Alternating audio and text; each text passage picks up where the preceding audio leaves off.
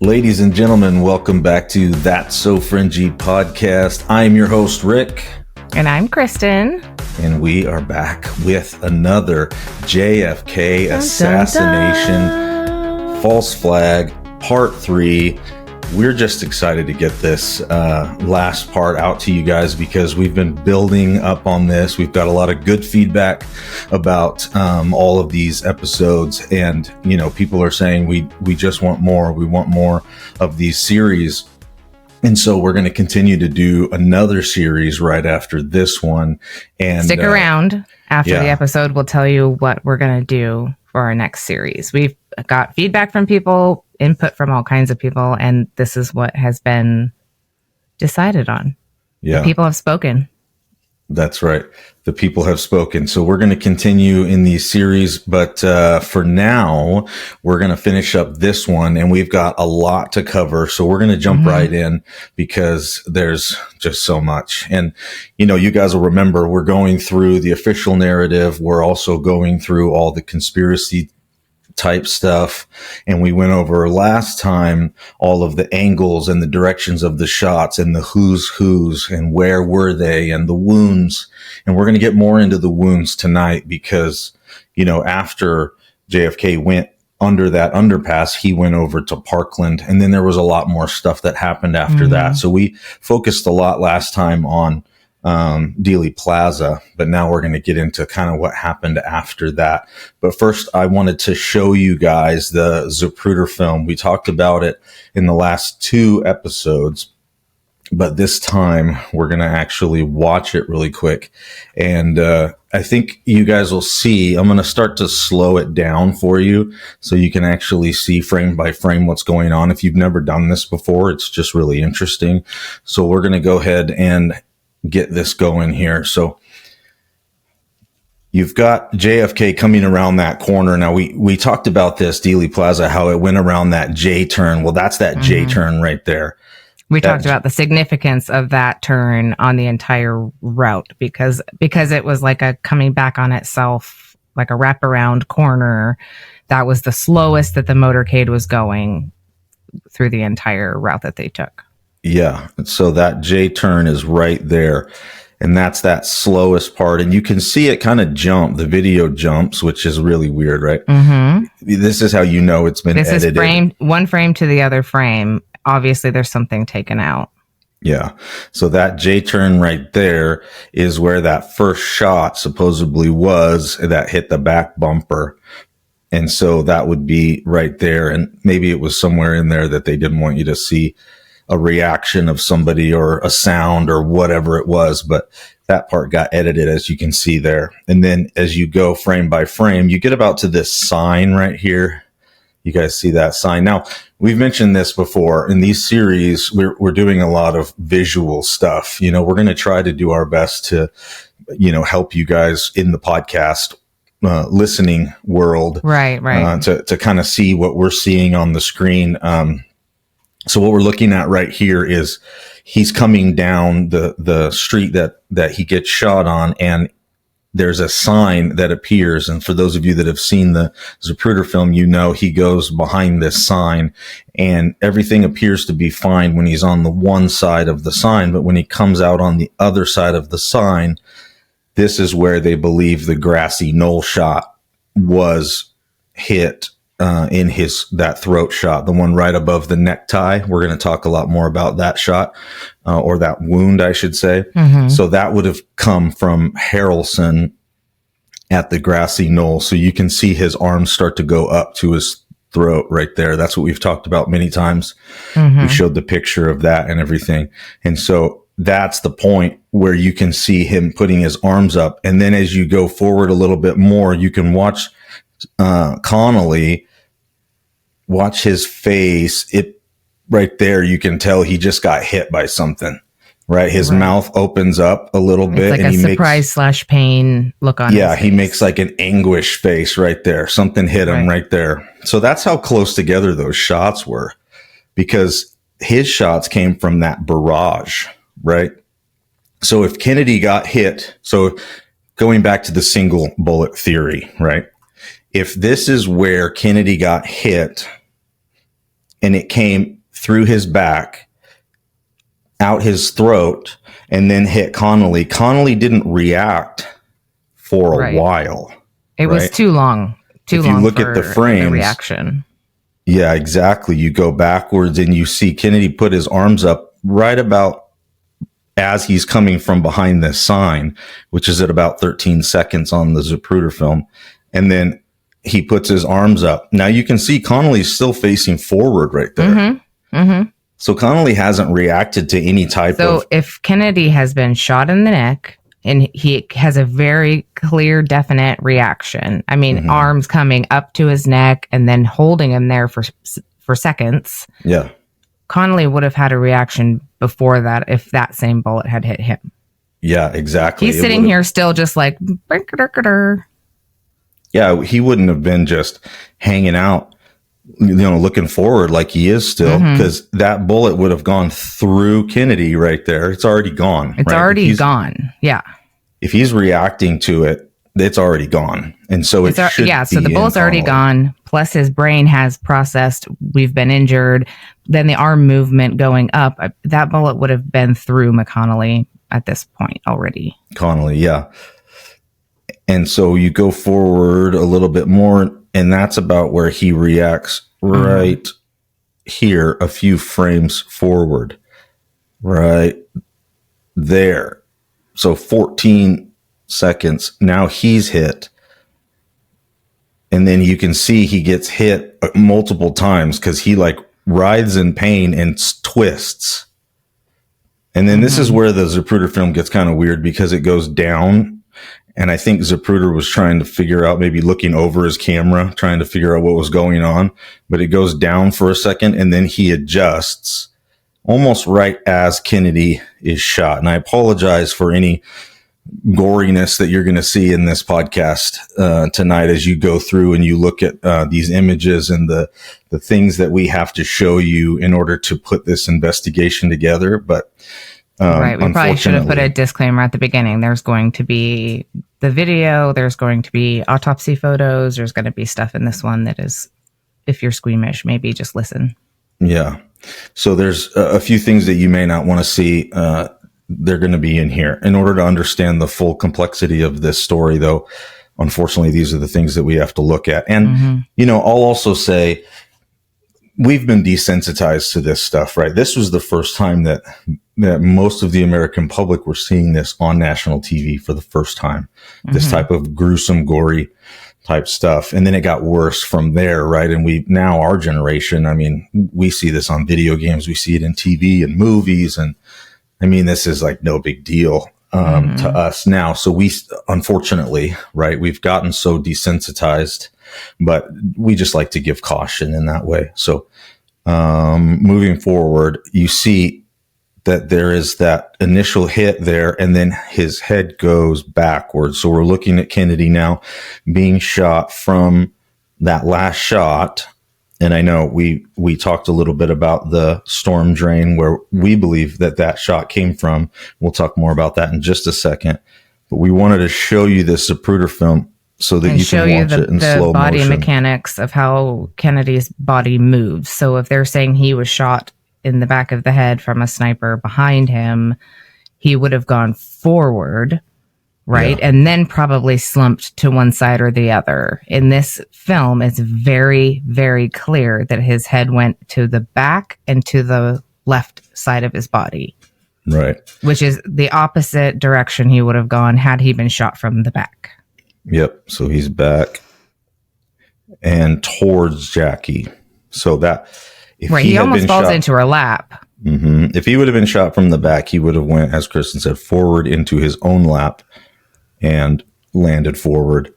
And the force of it would have likely knocked him not only forward, but probably into Connolly's, into that row of seats. I mean, we're talking the force of a sniper bullet is huge. He would have, his whole body would have moved forward. Yeah, and when we get into the autopsy and stuff like that, you begin to see that the amount of fragmentation and loss of skull and those type of things are in the official autopsy is massive. Like, you would have seen so much more, and I hate to be graphic, but you would have seen so much more debris should the official narrative have been true. So anyway, I wanted to highlight this as well. This doesn't really have a lot to do with anything, but it is interesting to see, because a lot of people say Jackie was trying to get out of the car because she knew that there was a barrage. Some people are saying that she was going to grab something, and I want you to see why people say that. It's really hard to tell either way, because I go back and forth on it too. But the two theories are she was trying to get out of the vehicle and then was instructed by Secret Service to stay in the vehicle. And then the second theory is that she jumped onto the trunk of the vehicle to grab some brain matter that had come out of him. Which is weird to think at first, but then when you watch the film, you see she goes forward, she leans on this arm, and she goes to grab something right there. She's already pulled her arm back in. If she was reaching for the Secret Service agent, she would have reached forward and continued to try to grab his hand. So this is why people say he's reaching for her now. She was never reaching for him. Or he's pushing her. It's hard to tell. He's pushing her to get back in the car because he knows that getting out is not necessarily the safest. He's probably telling her to duck into the car. Exactly. So there's two theories. But either way, the funny thing that nobody talks about on this part is if he was shot from the back, she wouldn't be reaching onto the trunk to grab his brain. Exactly. She would have been reaching into the car because that's where it would have landed. Yep. Coming from a raised backward angle, it would have probably landed on the floorboard or on Connolly's lap. Who knows? But it would not have gone onto the trunk. Right. So there's just you can't really tell from the film itself, but it all happens really so fast. Those are the two options, which the official narrative is just, it doesn't hold water. That's right. Well, with that, at the end of the last series episode, part 2, we talked about where that shot had come from.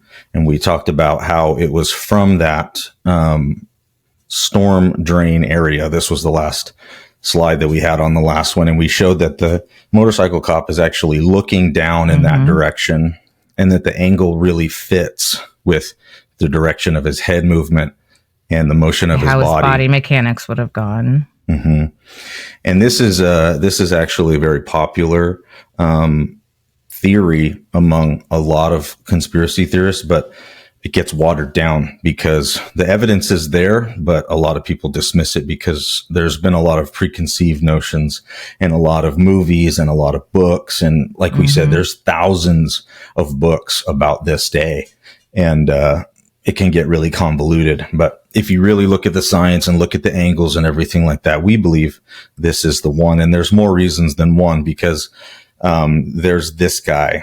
This is a shady individual. His name is Jack Allen Lawrence.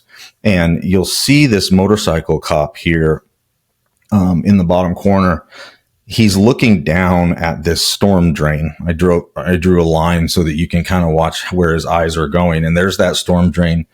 And he would have had full view of Kennedy's head as he came through there. They've done lots and lots of research on this. You guys can, after you watch this or listen to this, you guys can do a lot of your own research on this and look into this if you've never heard this angle before. But the storm drain shooter is this guy. He takes the famous headshot. His name is Jack Allen Lawrence. And if you've never heard of that guy, that's probably on purpose, right? Right. And you wouldn't know to look into this guy if you didn't know his name. He's not going to pop up on any of your JFK Google searches. Yeah. So, but there's more than just this guy's name. There is evidence that this guy was there in the storm drain. Yeah. In fact, only 400 yards from where the shot was taken, there's this storm drain entrance. So a lot of people say, how did he get away? Well, there's a massive storm drain entrance 400 yards from where he was that leads exactly to that point. So that would be pretty easy. And in fact, there is this guy, Jack Allen Lawrence, happened to work at this Lincoln Mercury dealership in Dallas. He had been only working there for like a month, or it wasn't very long. He had just gotten the job. And so where did he go after he left here? Well, the guy's not very smart. Might have been a little, I don't know. Who knows? I mean, you just shot the president of the United States. Who knows what you're thinking? He probably was positioned there, but he thought, no way am I going to actually have to do this. You've got these huge, very well-known snipers, and they're backup, and then backup to the backup to the backup. So he was like not probably thinking that this was actually going to come to fruition. And then when it did, you get that dump of adrenaline, which gets him out of the storm drain. And then 15 minutes or so after this, he shows up at his workplace, which is nearby, which is suspect number one. Suspect number two is the fact that he had just started working there, like not very long before this, like within a month. So he gets this new job at this Lincoln Mercury dealership, which happens to be with a 15-minute walk from run from wherever this drainage ditch lets out. Yeah. Right. So you've got this guy, he's covered in muck and mire. He's head to toe covered in all kinds of junk. He comes running into his place of work, and he is stumbling through, looking like he's physically ill, sick.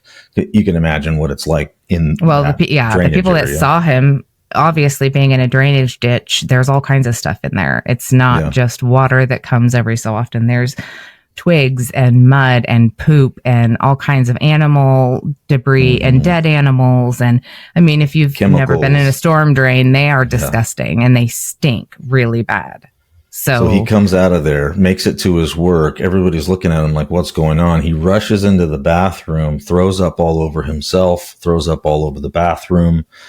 He's just a mess. He's like hyperventilating. He's like in really bad shape, and everybody's like, okay, like they don't really know him well enough to know like what would be going on. So they did end up filing a police report, right? Yeah, they filed a police report, and they were just like, what's going on with this guy? So they called and he wouldn't talk to them. Yeah, he wouldn't talk to the police. He wouldn't talk to them. He wouldn't tell anybody anything. And this all just gets kind of blown over, right? Nobody wants to talk about it. Everybody just pushes it away. And then you find out long after the fact. I mean, we're talking years, 40 years later, when they start releasing some of these documents that they've released not that long ago, you start to find that there's this police report, and it's been classified. Isn't that interesting? Why would a police report that's just some random guy that maybe he was out duck hunting and he fell into a nasty bog, just random guy that comes into his place of work in this condition, why would this document be classified? Well, and there's no indication of any type of follow-up or any type of like what happened. Right. There's just this police report. And so is it him? Is this the guy that was there? It seems like it. It seems odd that on that day, there would be a shot that came from this storm drain. There's this exit 15 minutes away. This guy works. He's only been working there for like a month. Everybody thinks he's weird initially anyway, is what they said.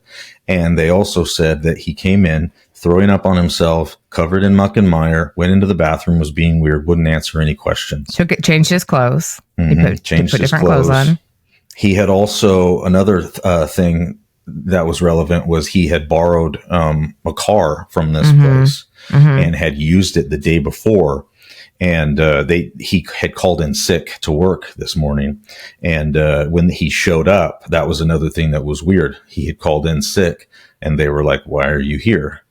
And he was throwing up all over the place. So they're thinking, why are you here? What has happened to you? Why you're supposed to be home sick? Why are you here sick? Like, it was just a weird thing. And those people probably in that short of time didn't know that the president had just been shot in their town, like not very far away. So I think they did. Otherwise they wouldn't they have kept him there for longer? Or maybe they did and they just didn't tell anybody. Maybe the police got there and they were like, hey, zip it. Nobody's talking about this. Classified. Yeah, that's the hard national part. Security. Yeah, CIA swooped in and everything disappeared because national security. And because it's classified, right? Another interesting thing about this guy is he used to work for this guy, Jack Ruby. The plot thickens, right? Jack Ruby, for those of you that don't know, is the guy that shot Oswald in the stomach on national TV and put him down, covering up the whole thing. Because if you don't have Oswald and you're pinning the shooting on him, but you don't have him to, dead men tell no tales, then you're good, right? And who knows if that was the plan all along or if this was another one of their contingencies. But Jack Ruby was a really weird dude. His name is Jacob Rubenstein, actually. Jack Allen Lawrence worked for him at one of his clubs. And who was he? Well, Jack Ruby is from an Orthodox Jewish family. He grew up in Chicago. He had a very young, violent childhood. His parents were violent to him. They were violent to each other. And he was then subsequently violent to everyone else around him. So much so that he was put into an institute called, then this is really cool. I didn't even know that this existed, but the Institute for Juvenile Research. That used to be a thing, apparently, back in the day. They were doing juvenile research, which I think is interesting with all the stuff that we talk about. And then his ties to the CIA later. You find out that Ruby's tied to the CIA. And you're like, what is this Institute for Juvenile Research about? Like, what do they do there? Are they training children? Research juveniles? I'm sure it's all innocent, Rick. It seems very interesting, but he also has ties to the mafia. These guys, Sam and Joe Campisi. A lot of people said, well, Ruby doesn't have any ties to the mafia. Come on. Yeah, but Jacob Rubenstein does. Yeah, exactly. That's right. Yeah, no, he doesn't. But Jacob Rubenstein, that dude's a dirty, filthy animal. He's doing prostitution.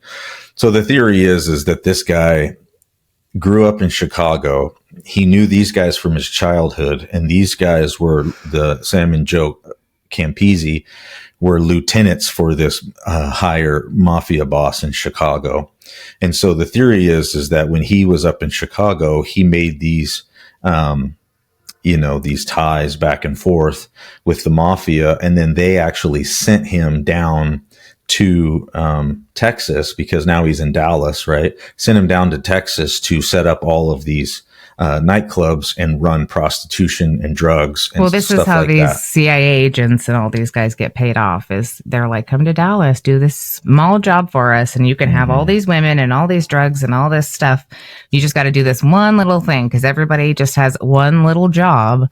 Yeah. So that nobody can basically spill all the tea. Everybody only has a piece of it. So that's what this guy did, is he basically provided all the fun and entertainment for these guys, because they're getting money, but they also want other things when they come to town. And the cops, right? All these Dallas cops, not all of them, obviously, not to put Dallas police officer names in the dirt. That's not what we're trying to do. But we all know that there's dirty cops. We've all seen those shows, right? We've all seen those crime shows where you find out that it was the cop that was the problem.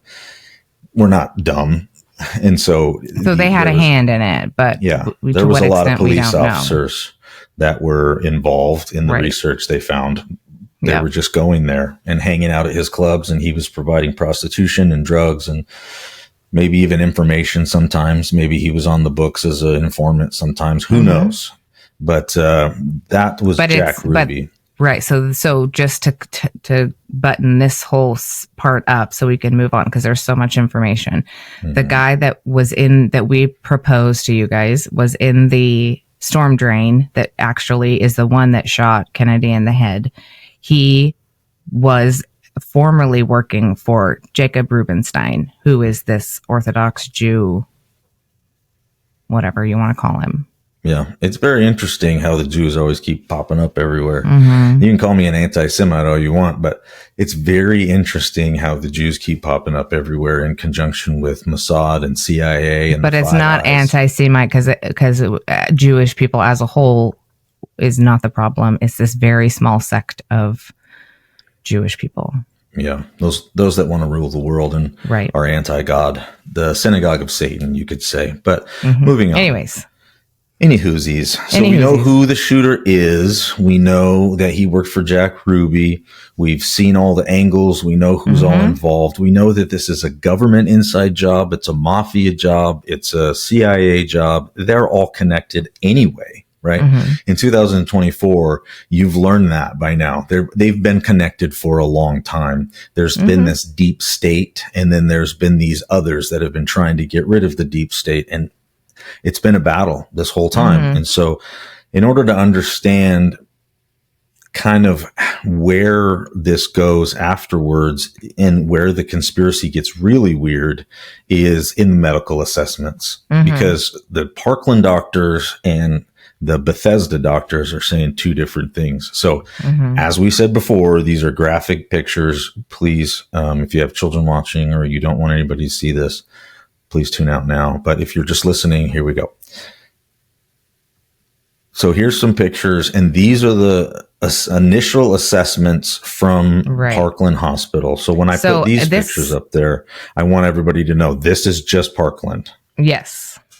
So this became the Parkland Hospital doctors became a huge problem for the government at this point, because they were reporting that the neck wound that was under his larynx was an entry wound, not an exit wound. They, like every single one of them, documented it as an entry wound. And just to give you some background on these doctors, this is like a very high level trauma center. So they see hundreds of gunshot wounds in a year. They see all this stuff. So this is nothing, gunshot wounds is nothing new to them. The only thing that's new to them is the fact that it's their president that is laying on their table. But they can tell the difference between an entrance wound and an exit wound. So everybody that day that was working described it as an entry wound. It was like hands down. They never changed their story.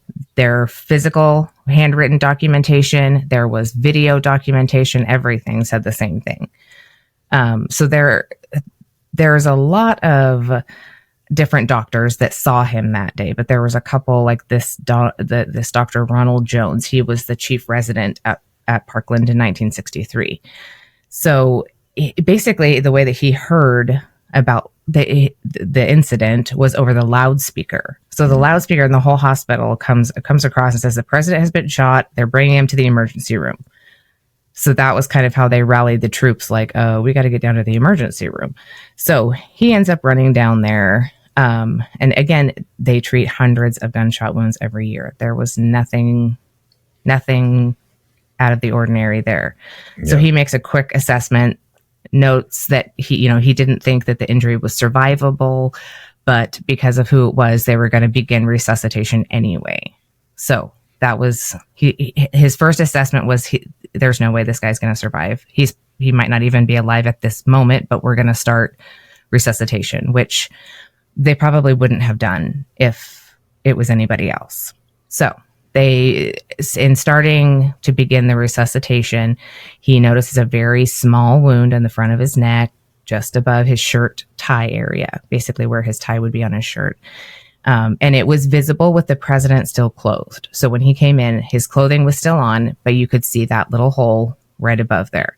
So if it was an exit wound, and you know anything about what these bullets do inside of tissue, it would have been there would have been much more debris coming out of an exit wound than an entrance wound, which means his tie and his shirt would have probably been, I don't know, either blown up a little bit, or they certainly wouldn't be like still tied the way that it was. Yeah, it would be at least completely stained with blood. Yes, it would have fragments on it. It would have blood all over it, but it didn't.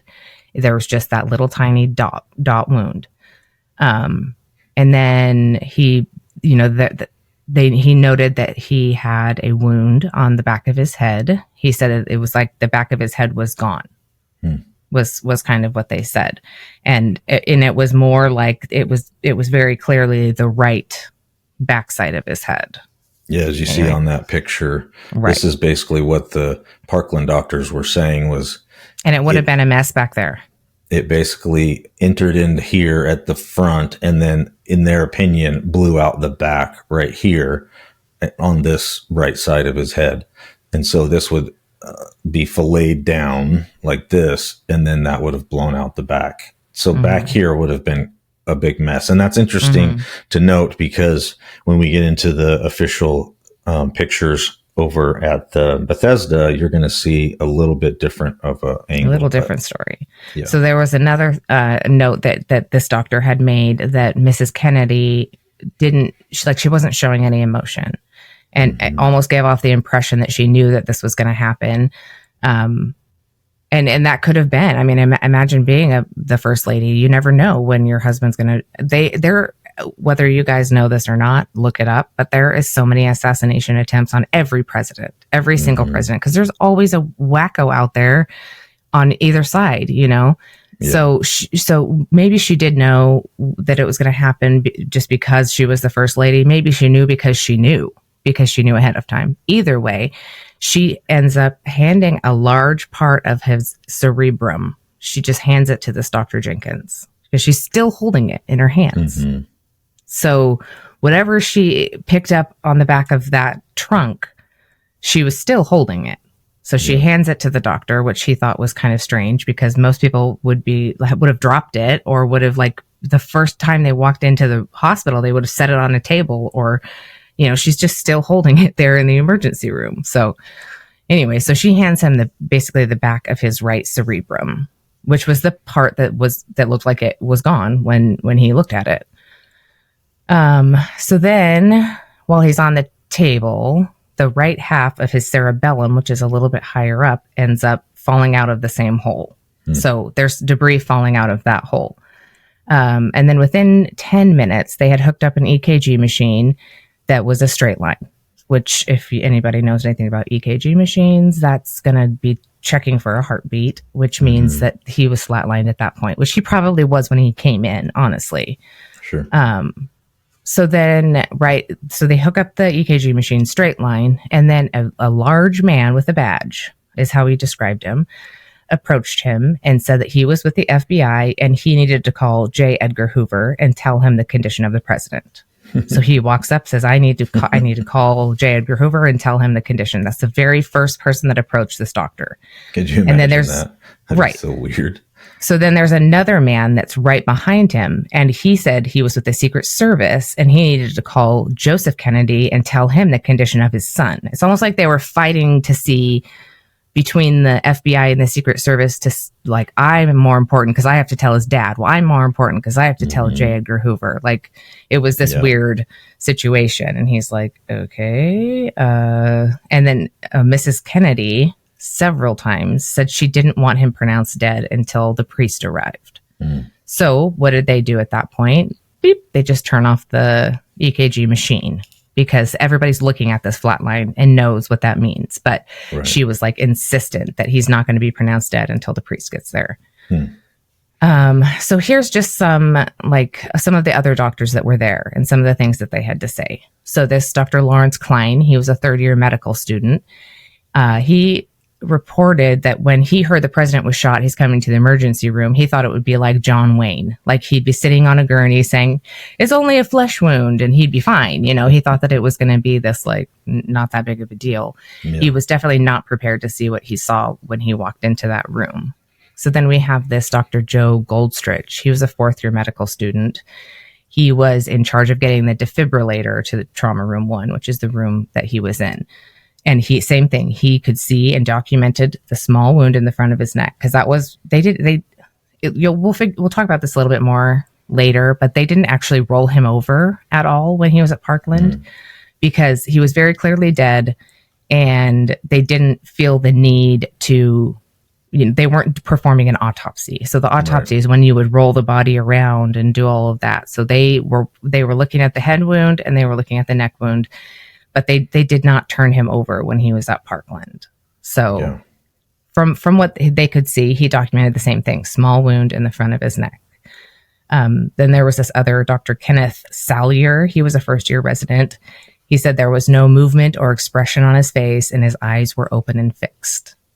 So those are those are things to just keep in the back of your mind for later on when we kind of dive into some of this.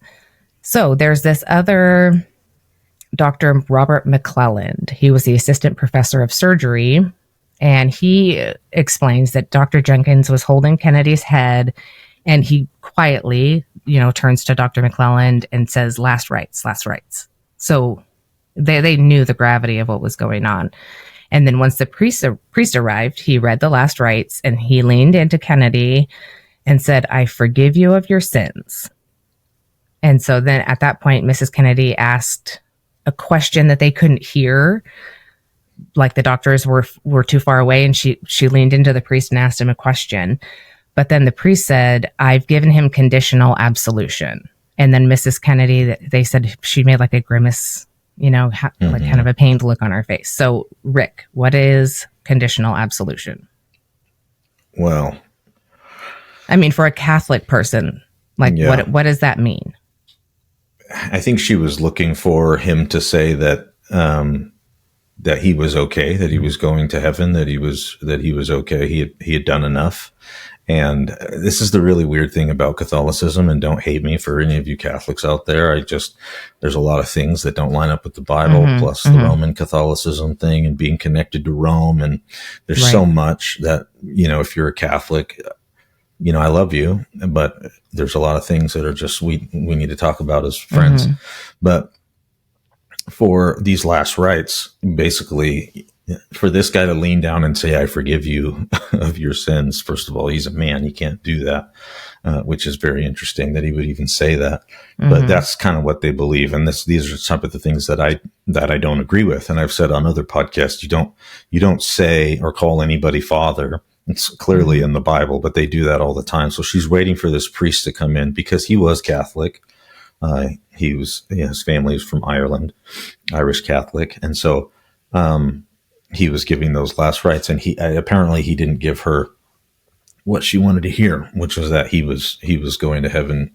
I'm not exactly sure why he would say it like that, because conditional absolution would basically mean that it's conditional, meaning that there are certain things that the family needed to do, usually within the Catholic Church. Or does that mean that he has to stay in purgatory? Yeah, basically. And basically then, I don't know, does fight his way back from there? Or I'm not really sure on some of that stuff. Well, the family has to do a lot of stuff. And then in their opinion, that he has to do things in purgatory, and the family and they have to does certain things that they can, certain prayers that they can do, stuff like that. Yeah.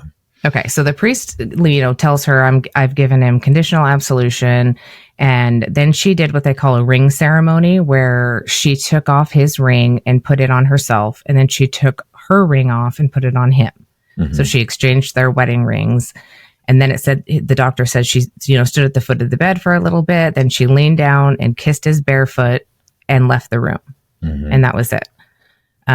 So then, of course, the medical staff then meets upstairs. They're in the operating room lounge and talking about the case. And this Dr. Perry was summoned to give a statement to the press. So he reports the 2 gunshots, one to the head and one to the neck. So the one on the back of the head is an exit wound, and the one on the front is, so they're saying, the Parkland doctors are saying, the head wound exit, and then throat wound entrance, which would mean there's a shooter from the front. And because they both to have an entrance wound on the front here and an exit wound in the back means both shots came from the front. Yeah, which was not going to fly with the authorities, because that was not the agreed on storyline. Yeah, they had a narrative they got to stick with, right? So he reports those 2, which there's clips of it you can watch. And the Secret Service then, after that, changed the verbiage to a fatal head wound. And there was really no more talk about the neck wound at all. It was basically just that there was a fatal head wound. And that was all they said. They didn't say where it came from. They didn't say where the head wound was. They didn't say anything. Just a blanket statement. We just have a fatal head wound, folks. Nothing to see here. Well, and that's really all you saw in the Zapruder film. If you didn't know that he got shot in the neck, if you didn't know that hole was there, right, that we're looking at right there, if you didn't know that was there, then you wouldn't you wouldn't even be looking for that on the Zapruder film. Him putting his hands up to his neck like that wouldn't really be something to look at, other than just a weird gesture that he was doing. Right. You know, he could have been choking for all we know. So exactly. That's the international sign for choking, is much like what he did. So then we have this Dr. James Carrico. He was the surgery resident at the time. So he was actually the one that was able to go in and intubate. So several people had tried to intubate, which means that they're going to insert a tube into the trachea to provide artificial breathing, whether it's from a machine or those bags that you see people use. Those are both just artificial breathing for you. So in order to do that, you have to essentially cut. It's always a straight line, straight across, and it goes into the trachea there. So he's basically got a gunshot wound through the trachea, because that's exactly where that shot landed. So essentially, what the doctor, this Dr. Carrico, he was the surgical resident. So he basically made the best decision, which was just to cut on either side a tiny bit and use that pre-existing hole that was already there to try to get in. And so there were several other doctors that had attempted to do it. So then they call the resident doctor. He comes down and he's able to intubate him, but he was unable to get an IV started, because, you know, when you go into shock and trauma, you know, veins collapse and stuff like that. Plus he had bled out quite a bit by that time, by the time he got there. So it's very hard to start an IV on somebody that's in this condition of shock / trauma / deceased. So those are all things. So they ended up not actually getting an IV put in him, but they did get the trach in there. So then there was this Dr. Malcolm Perry, and he was one of the attending surgeons, and he was technically the lead surgeon who treated Kennedy. So he also noted entrance wound to the throat, and then they essentially just used that site to do the tracheostomy. So then there is a Dr. Donald Selden. He was the chief of medicine. And his main takeaway was that he was surprised at how frantic the Secret Service seemed. They had, like, their eyes were darting all around. They had machine guns. Mrs. Kennedy had flecks of brain matter on her dress. She's in a state of shock, or, you know, it was just this. He said it was the weirdest feeling in the hospital that day, because it was very, like, some of these Secret Service guys were probably still on alert. Like, somebody just killed our president. You know, they were probably genuinely shocked. Like, what do we do here?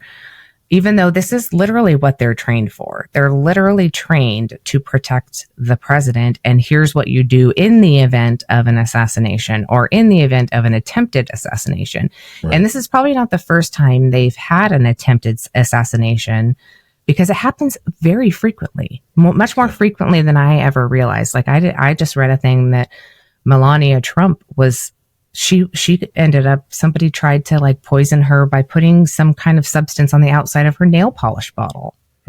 Like, it's insane the amount of stuff that these people do to these presidents. So anyway, but it was a very weird, because you probably got the Secret Service guys that are still trying to protect the president. And then you have the Secret Service guys that probably know that something is going on that's above their pay grade.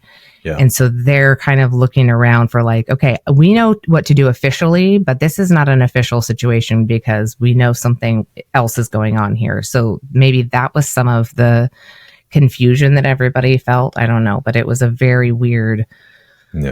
Very, very weird. It would be. I mean, if you think about it, your job is to protect this guy, and you just failed, and now you're kind of in shock. You don't know what to do. You don't know where to go. And if your training is good, then it shouldn't really matter, and your muscle memory should take over. But who knows? Who knows how good the training was back then? You know, I've seen documentaries and things that said that the Secret Service training back then wasn't very good, and there was only a few guys. Not very many, just like a handful of guys. There was no way they could have adequately secured that area. That most of them were like, this is dumb. This is dangerous. And they were telling him to, you know, you need to use the top of this vehicle. And he didn't want to do that. And so, lots with the Secret Service. It was a big day in the world. Your president being killed, and it's just a lot. So you want to get into... So then you've got this Dr. Clark. So this guy's the chief of neurosurgery. So he ends up, so essentially what happens is everybody's trying to defer who's taking care of him because nobody really wants to be the one that has to officially pronounce him dead. Mm-hmm. So it ends up rolling onto this guy, chief of neurosurgery, because it was a brain wound, a head wound that they thought had killed him. So it goes to neurosurgery. So he ends up pronouncing him dead at 12.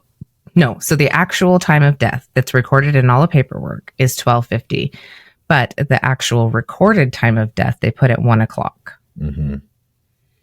So what do you think was the purpose of that? Well, I think that we might have was that mentioned in the because first so they could do the last rites in between? So if they pronounced him, or had they already done the last rites? Well, I think that they were waiting for the priest, but I think also Lyndon B. Johnson had told them to wait because he wanted to get to the airport. Apparently, that's because he wanted to be sworn in on the plane. Essentially, yeah, he wanted to get on Air Force One and get out of there.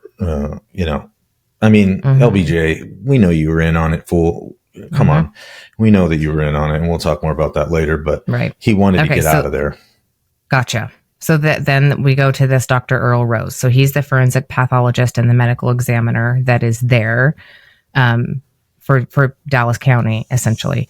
So he requested that the autopsy take place at Dallas County. And he was very adamant, like, if a murder happens in Dallas County, then that's where the autopsy should take place. This is standard practice.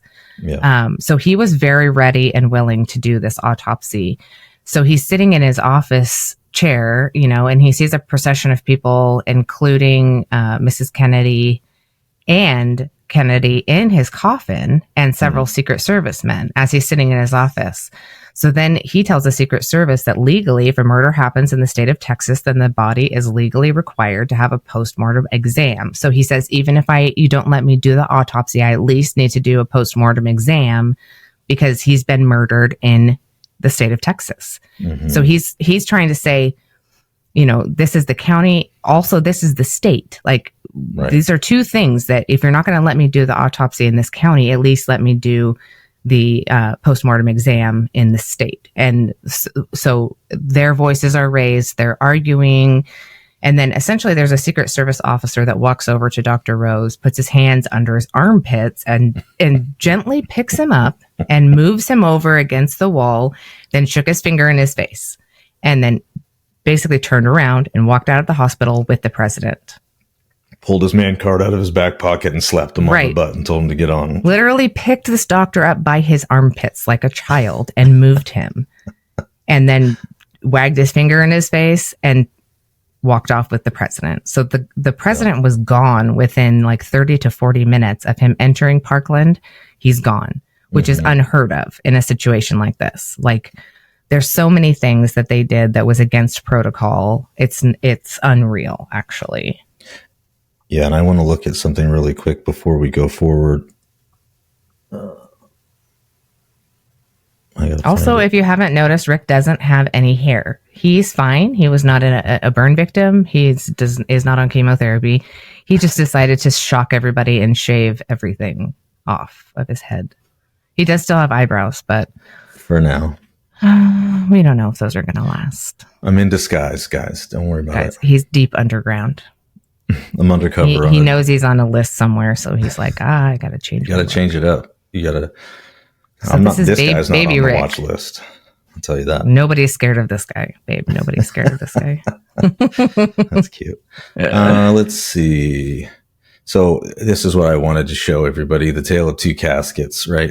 She's talking about him being in the casket. This is the casket that they're talking about. The one that that you guys are looking at on where my cursor is. That would be on the left, on the right side, or on the left. So left. He's in a plain metal looking casket when he leaves the hospital, right? No. So he leaves the hospital in a beautiful casket. Yep. He leaves the hospital in this mahogany looking wooden casket. And this is the casket that this picture here you're seeing. This is Jackie Kennedy and his brother, Bobby Kennedy, taking him off of Air Force One. So this casket was taken to the airport, and then he was from Parkland to the airport. Mm-hmm. And then this casket was loaded onto Air Force One, and Jackie Kennedy actually went into the back and basically just sat there with the casket for the whole flight home, except for when LBJ wanted her to stand next to him during the swearing in portion, which I thought was odd, but it is what it is. This casket over here, the other one on the right-hand side, that looks like a very plain kind of military-esque. This is what a lot of the bodies were coming back from Vietnam in these type of boxes, these caskets draped in. These are very military, medical. Everybody knows these type of caskets. Very simple, very plain. That day and age, if you were in the medical industry, these were very common for moving bodies point A to point B. And so this is actually the casket that showed up at Bethesda. So this is where things get kind of weird, because we'll go over the rest of the autopsy pictures and stuff like that in a second. But these two caskets has everybody scratching their head as to what happened here. And so we know that leaving Parkland, he was in this nice mahogany casket. That one goes on to Air Force One. And then somehow the body shows up in this other casket to Bethesda. So I just want you guys to keep that in mind as we move forward, because there's a little bit more that we're going to talk about there. So when it shows up at Bethesda, we have these type of autopsy pictures. These are the official Bethesda Naval Hospital pictures. Yes. So let's go a little bit into, so there was this petty officer, Dennis David. So he was tasked with unloading the casket, essentially, when they got there.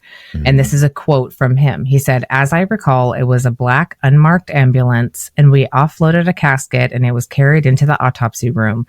This casket was a plain gray metal box. Anybody who's ever been to Vietnam would know what I'm talking about. They carried hundreds of bodies out of there in the same type of casket, just a plain shipping casket. It definitely wasn't the fancy casket I saw on TV later on." So this was the petty officer that actually unloaded Kennedy and took him into the autopsy room. So we can get into in a little bit what the significance of the two different caskets and what might have happened in between there, because there's a lot of conspiracy theory. There's around a lot that of stuff. Yeah. So they put him in the autopsy room from 6:30 until 8. His body is in there at the hospital, and there is a theory that at this time, this hour and a half, because they said we can't start the autopsy till 8 p.m. So at this time was an hour and a half where there was doctors there, and it's highly suspected that they tampered with the body at that point. It's because obviously, if you look here, these pictures look very different than what the Parkland pictures looked like. Yeah. So there's the bullet hole on the far left. There's the bullet hole in his back. Now, this is the first time that they're seeing that, because remember, Kristen said at Parkland they didn't even roll him over because they didn't do the autopsy. They were just doing life-saving measures. But in this picture, you see that there is that bullet hole in his back that they found. And then so this autopsy was really weird, because there was two Navy doctors, Dr. Humes and Dr. Boswell. So if normally it would be a medical examiner or a forensic pathologist that would do an autopsy, because they have more training on, what a dead body looks like. Most doctors are working with live bodies. So these people are working with dead bodies. So they have a little bit more training, but there was no practicing forensic pathologist at Bethesda at all.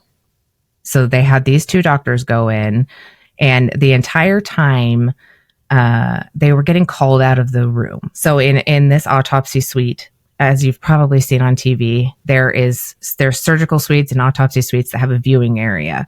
So above the body, they have all these bright lights that are shining down on the body, and there's a viewing area that's elevated so they can see directly down to the body. So there was this like kind of constant coming and going with these doctors. They were coming into the autopsy, and then they were going out and talking to the Secret Service or going out and talking to somebody, and then they were coming back in, which was happening the entire autopsy, which is very strange. That's not routine. Very strange. Although you don't have to scrub into an autopsy the same way that you scrub into, a live patient surgery, there's still a method of cleanliness that, you don't walk in and out of the autopsy suite a bazillion times when you're doing the autopsy on the president. So everybody thought that was a little bit strange anyway. Yeah. And neither of these doctors, right. The military be in charge of it instead of doing it. There was really no reason to rush him back, right. Unless there was just more of a threat. But in that case, it would be a good idea to get LBJ out of there, but you don't really have to rush the president out of there. I guess, one could argue that they just wanted to get everything back into Washington, D.C. area so that they can take care of it and all of that stuff. That's great. But these guys weren't even qualified really to do this. There was one doctor in there, Dr. Fink. He was a ballistics forensic pathologist. So he was very well versed in gunshot wounds, but most of the people that would talk, a lot of people wouldn't talk about if they were there. They weren't even talking about it because that was dangerous. That was dangerous territory if the Secret Service comes up to you and tells you to not talk about it.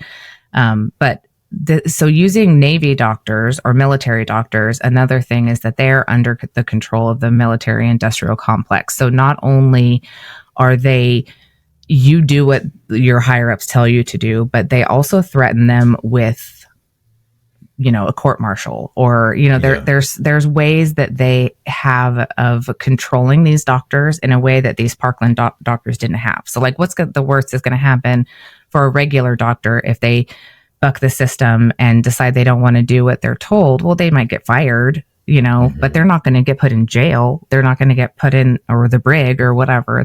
That's for dereliction of duty or right. That's just an order, not how it works. Like but the military being in control of these doctors is a very different story as far as who's controlling. So who's controlling the military industrial complex? Well, the federal government. Yeah. So it all comes back to them being in control of this entire autopsy, which was a very weird.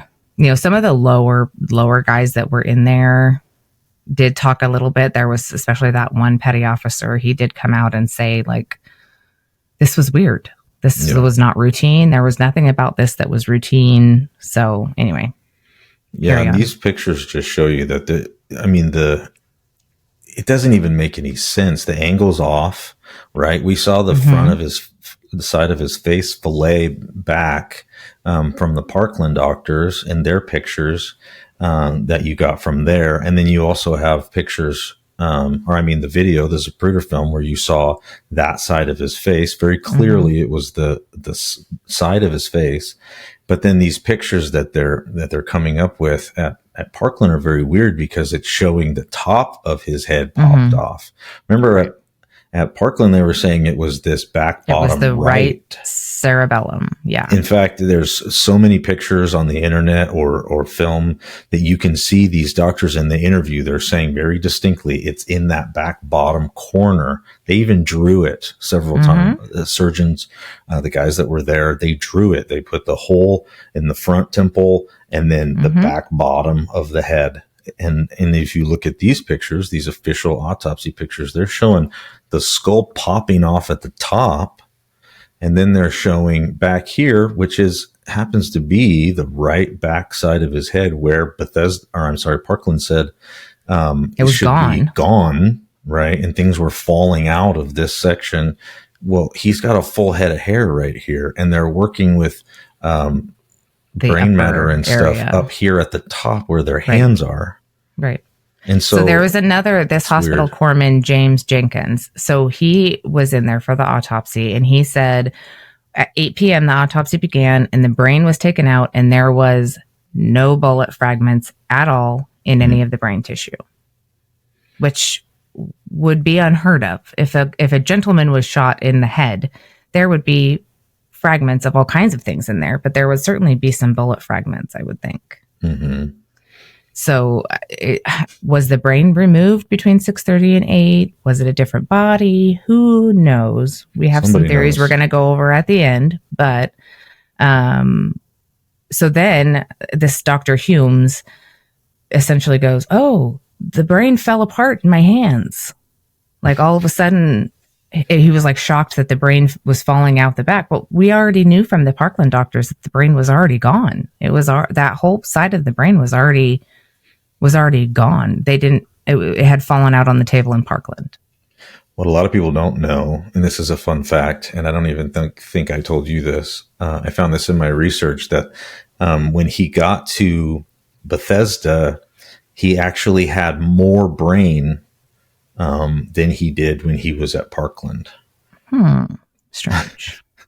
Strange. Yeah, because these doctors at Parkland, brain. they had written down what size of the brain fell out. I mean, they had documented another thing that was weird. So they had all this documentation that they were scrambling to do because they're like, somebody's going to want this documentation probably pretty quickly with how fast everything was moving. So as soon as they take Kennedy's body and they're gone, nobody asked for any paperwork. Mm-hmm. Like they were not in any hurry to get any of the Parkland doctor paperwork. Like the doctors were like, can you please take this? Yeah. Which is, you would think that they would want this information, but they did not want anything from the Parkland doctors. They just were like, basically stand down, which was very strange. So this Jenkins... everything that the Warren Commission was using was from this autopsy. Right. They didn't want to have anything to do with Parkland. Sorry, go ahead. So this James Jenkins, who was the corpsman that was assisting, he essentially reports that he saw that the brainstem was severed on two sides, but it was done like in a surgical fashion, not like with a bullet. Mm-hmm. But so it looked like his brainstem had been tampered with surgically. Right. So this Dr. Humes basically, it seems like it was a genuine, like, oh, his brain fell out, So then, of course, then they stop the autopsy again, and they have to go and talk to their people outside of the autopsy suite. Let's call them what they are.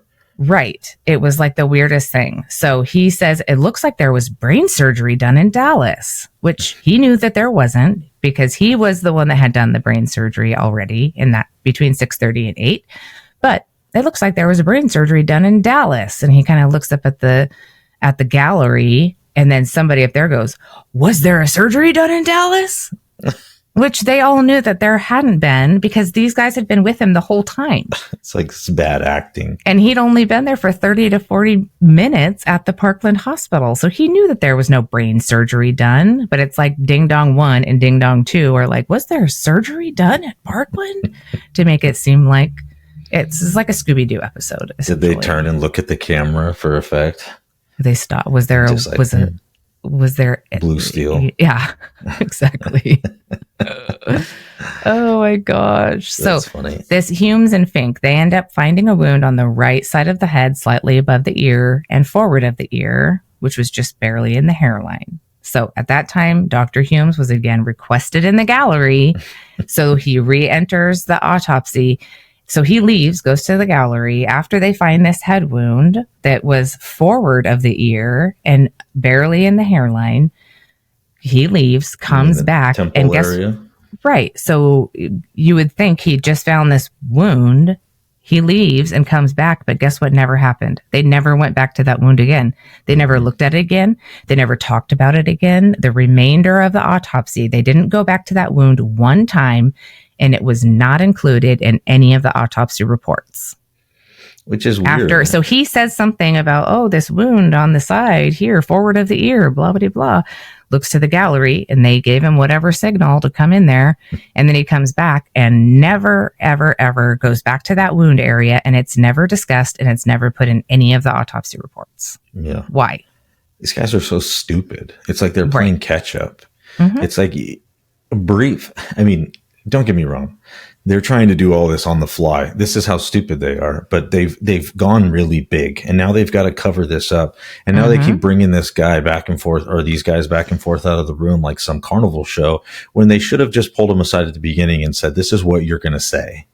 Like, let's just get it all out at the beginning. Right. These are the things you can say. But it was like they were uncovering these things one by one, and then like they were just making like a show of it. And honestly, if you know what these people do, it was probably they were trying to cause confusion amongst everybody else, because this was not a normal situation. So everybody was a little on edge anyways, but I think they were just trying to cause chaos, which is what they do in these false flags. Is the more chaos, the better. The fact that he found that temple wound, that's a huge indication that that's where he was shot, right? That's where the entrance wound was from that gutter that we talked about, the storm drain that we talked about, coming up and hitting him right in that temple area on the right-hand side. That's the exact spot that entrance wound would be. And it's very interesting that they would tell him, don't talk about that one anymore. Right. And don't mark it down on anything. I mean, if you've ever seen an autopsy report, some of these autopsy reports, they get down to like, there was a cat scratch on their left arm, on the deltoid. I mean, they get very specific on some of these, especially when they think somebody's been murdered. They really go through and mark this stuff. So the fact that he said, "Oh, looks to be a wound over here in front of the ear," and then they never go back to it and they never talk about it. So another odd thing with the autopsy. So the first thing that you normally do with an autopsy is you look at the front of the body, you make your notations, your measurements, and then you turn the body over and do the same thing. So when they turned the body over, they found that entrance wound to the upper back. It did not appear to have an exit wound, right? So they're like, "Oh, there's no bullet ever found." Well, if there's no exit wound and there's no bullet found, you know something funny happened, because there's one or the other. Either the bullet exited and you have a wound, or it bounced around inside the body and it's still in there. But they report no exit wound and no bullet found. And they also make no mention of this wound in the autopsy report. So ridiculous. Right. So it's like the blind leading the blind. Yes. Right. So this Jenkins, who was the corpsman, he reports seeing the neck wound as soon as they unwrapped the body, but they were told not to worry about it because it was just from the trach. Don't worry about that neck wound. That's where they put the trach in. That's it. Yeah. So they're just like, you don't even have to examine. So they did, guess what, as good autopsy people would do, they just didn't examine it. Yeah. No, you're still going to write it down. You're still going to mark it down, because this is the condition that the body was given to you in. So, but they didn't examine it. They didn't put it on anything other than it just being, this is the tracheotomy site. Yeah. So the Parkland hospitals didn't know that there was an entry wound to the back, because remember, they hadn't flipped him over. So they're going back and forth. So then Bethesda reports that the neck wound was an exit wound for the upper back wound. Because they're like, "Oh, well, he got shot in the back and it came out the front. So this tracheotomy site, even if it's got to be the exit wound." So it was this, but they were literally calling back over and going, "Wait, and then here's the thing: if he was shot in the back from a 6th floor in this book depository building, you would think that the bullet would, go lower. So if he was shot in the back, it would come out maybe like in his his pec area, or even his upper abdomen, his upper belly diaphragm area. Yeah. It's not going to go upwards and come out of his neck if it entered in the middle of his back. Like that doesn't make any sense, but this is their official story of what happened. It's just very bothersome. So these next pictures are very gruesome, but it is what it is, because you got to see them in order to understand how ridiculous this is. And another thing is that in a fatal gunshot wound, the bullet trajectory or the bullet path would have been well documented, and people who knew what they were doing in an autopsy, because this kind of thing matters. And in a gunshot wound, that's one of the very first things they do is they map the bullet trajectory, which in this case, they probably were told not to. They probably saw the bullet wound, and that was one of their sidebars was no, we're not mapping any trajectories or anything. So these are the nasty ones. But this is the official autopsy pictures. Mm-hmm. And they're pretty rare because they didn't really use a lot of color back then when it came to film. And so using this color film to do this really kind of shocked people when it came to seeing something like this, because this eventually got out to, the world, and it was very gruesome for people to see. Again, this stuff didn't happen in the real world. You didn't see this stuff. This was all behind closed doors stuff. And so seeing this now, we're seeing that the top of his head is popped off like the autopsy wants us to see it, right? Mm-hmm. We were just looking at the picture of the top of the skull popped off. And that's what, this doesn't look anything like what Parkland described.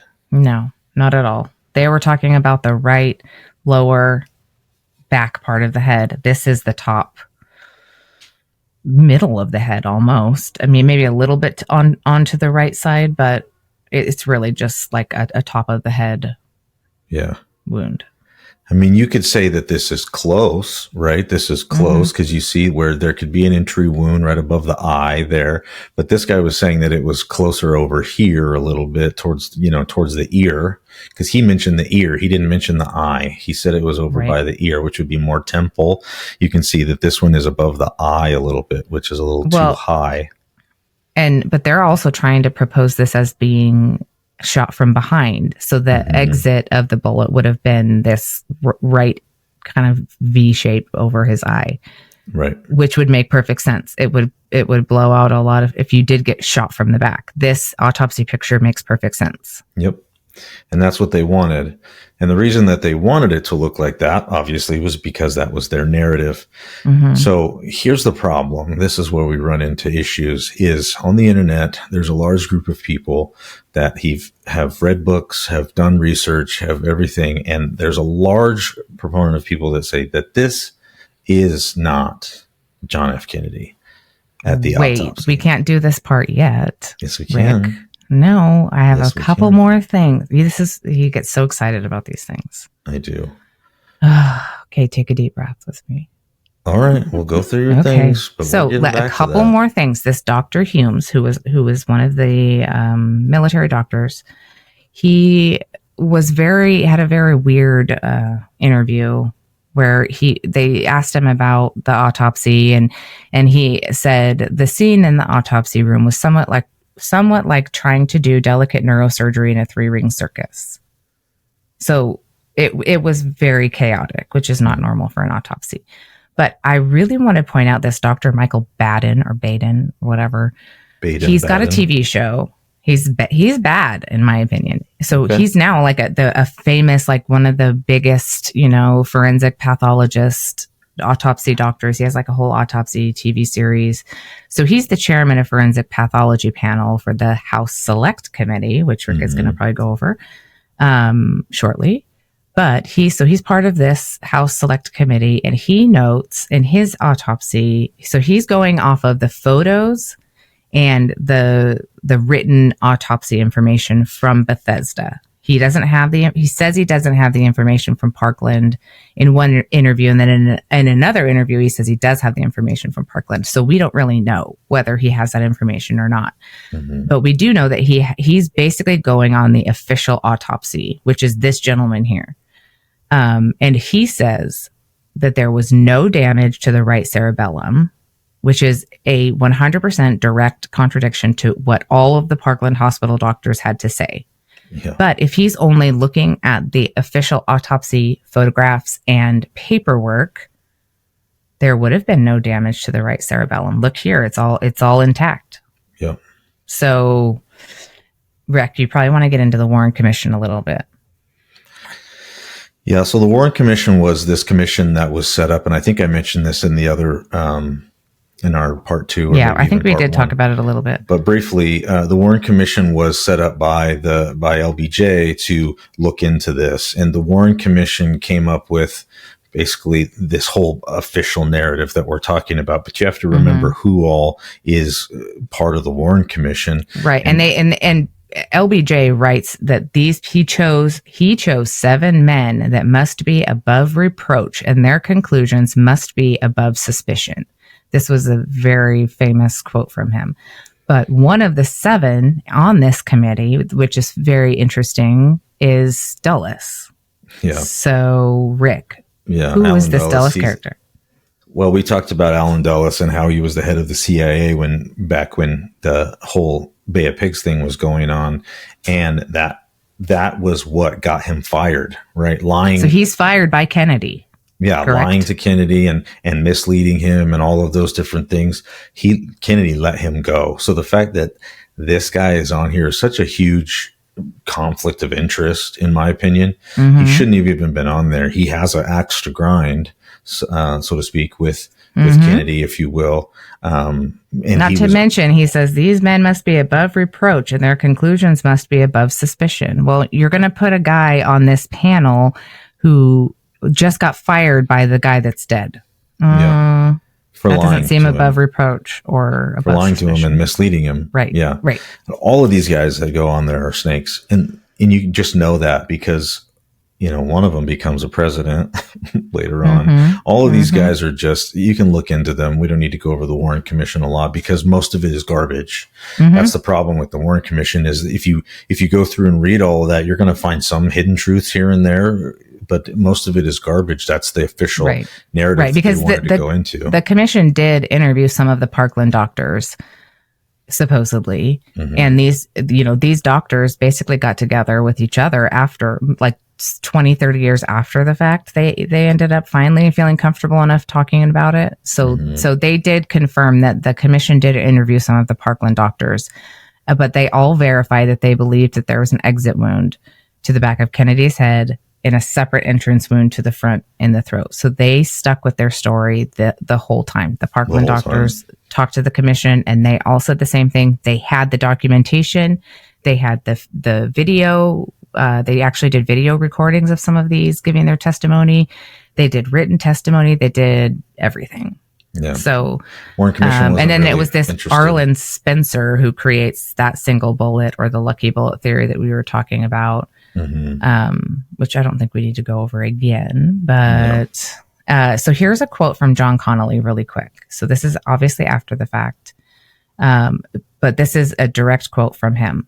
This is the guy that's in the car with Kennedy when he gets shot. He says, quote, "To me, it's just inconceivable that the first shot that went through his neck entered my back. I don't believe that. I won't believe that. They can't run enough tests to make me believe that."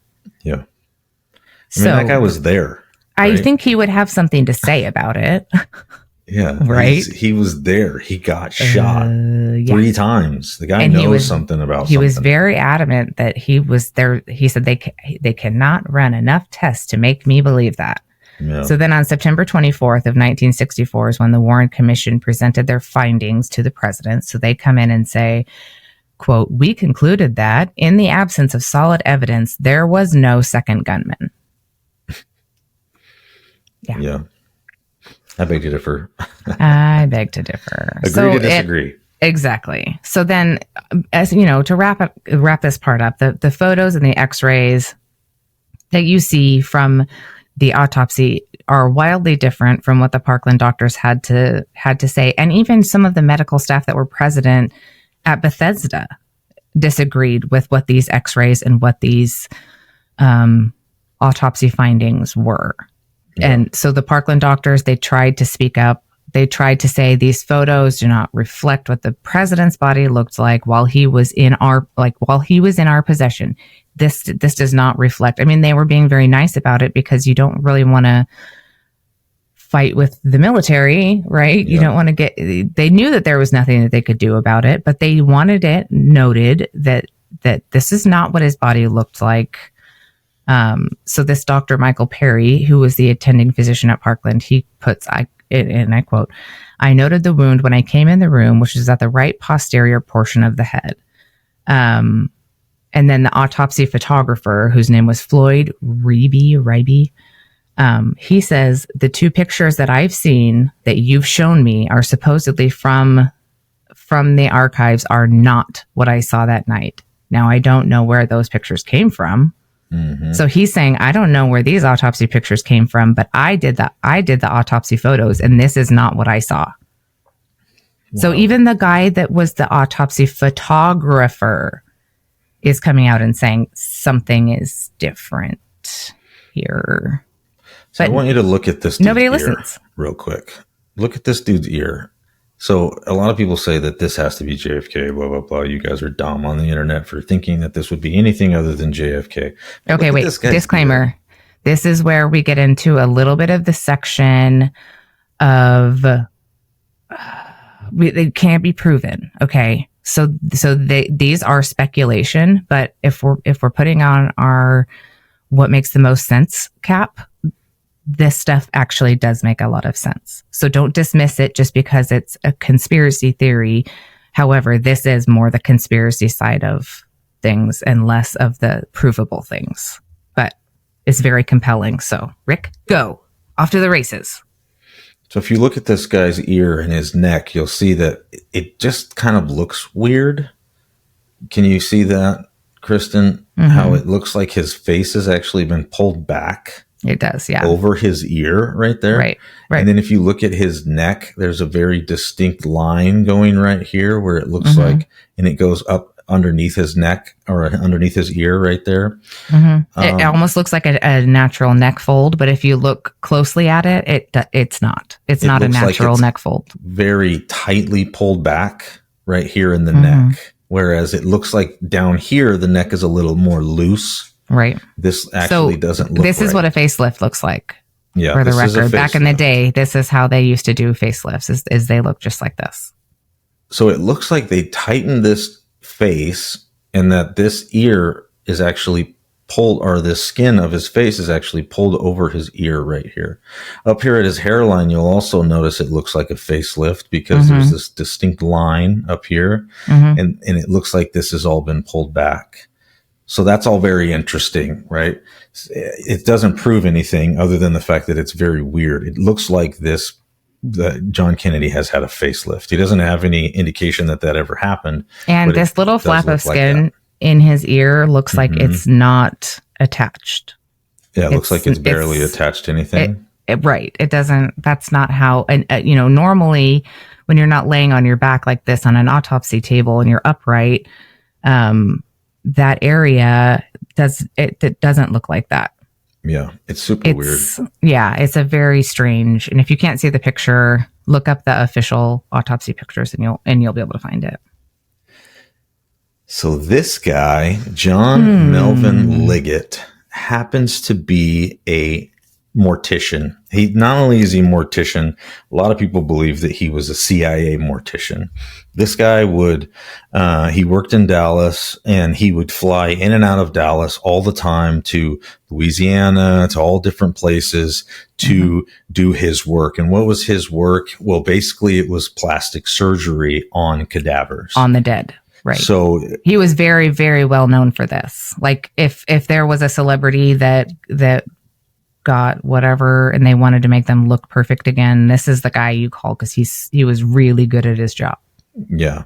And he was able to reconstruct these people that had been in like gnarly car accidents or gunshot wounds or different things like that. But they wanted to have an open casket viewing and have the family remember them kind of how they were. So this was this guy's profession. And yes, this is a thing. It's kind of weird to think about. But and back then it was more of a thing. They would do viewings and now we just have a memorial service and we do it whenever is convenient for, we'll do it months later on somebody because it doesn't matter. Their body's not there. But back in this time, viewings were much more important.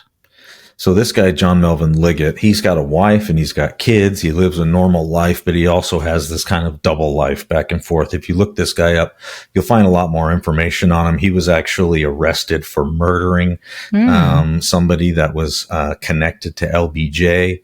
After this, later on in life, on this day, when Kennedy was shot, his wife actually is noted saying that he called saying that he had to go out of town for a little bit and he'd be back. He didn't know when. She asked more questions. He didn't have any answers to give her. He was very vague. this was something that he would do often. In fact, a lot of people believe that he had another life with another wife and another, like he was kind of a CIA man. He had money from the CIA and they had a lot of stuff that they needed him to do. If you think about how the CIA could use him, right? His skills were used. And this is, again, that same, the thing that they always do, where everybody has a little job. Everybody has a small part in this big, huge conspiracy. So nobody can connect all the dots because they all have such a small part. But so this Liggett guy is part of the puzzle. Right. So he ends up where? In the hospital? Was he at Parkland Hospital? No. Or did he go straight on the plane? He got a phone call and he ended up making his way over there. We'll talk about where he ends up in just a second. Okay. But this is very interesting. This guy, Billy Sol Estes, in his book, Billy Sol Estes, a Texas legend, Liggett left wrestling, which is a mortuary down in Dallas, with an assistant, taking a body, this is interesting, that had been stored in the morgue that was similar to JFK's body and prepared to look like a rear headshot was the cause of death. So it's very interesting. So you're telling me there is a body that shows up that looks a lot like JFK's body at that same time. And interesting. That would seem weird, and it would seem completely implausible, right? Or they had already stationed a body there or something like that. It would have to be they already placed the body and they were using that body because it already looked like him, or they had to find another body that was close enough, right? And then you could bring in this Melvin Liggett guy and he can work his magic. He could work his magic and make him look like JFK, right? And so this is who a lot of people believe is who it was. This, if you'll remember, is Officer J.D. Tippit. Now, we heard that name earlier. Yes. We said JFK was not the only person shot that day. Yep. J.D. Tippit. Bingo. This guy comes into play. He was that police officer that got shot. Was it by Oswald? That's the official narrative, that he was shot by Oswald, and then he would have made his way to where? To the morgue, right? His body would have made his way to the morgue. And what a lot of people don't know about Officer J.D. Tippit is his friends used to call him, and you can look this up, they used to call him JFK as a joke. Because he looked so much like him that that was his nickname. Yep. And so this guy's walking around Dallas. Not in the area of Dealey Plaza. He wasn't in that area. He's further away than that. And he just randomly gets shot. Yeah, he randomly gets shot. And they say it's by Oswald. But what really happened is he got shot by another CIA man who was a radio talk show host, which we won't get into. You guys can look all this up. There's the trial of what's that guy's name? Well, if you didn't have these names, you wouldn't know. Like I said, none of these names are going to pop up when you type into your Google search JFK assassination. But now that you have these names, that we've given you this information with all the research that we've done, I encourage you to go look up these people. Go look up John Melvin Liggett and what his job was and what he did. Go look up these people now that you have the names, because there's information out there with these guys' names on it, but you wouldn't even know to look for it if you didn't know. You don't know what you don't know. Yeah, so Officer J.D. Tippit gets killed by the CIA man. That's a rabbit hole we're not going to go down just because we have so much more to do. But he gets shot. And this CIA man, the radio talk show host, uses a .45 caliber like an idiot and shoots him in the temple of the side of his head, which blows off the top of this guy's head, just like you saw in the autopsy. So the wounds are all wrong.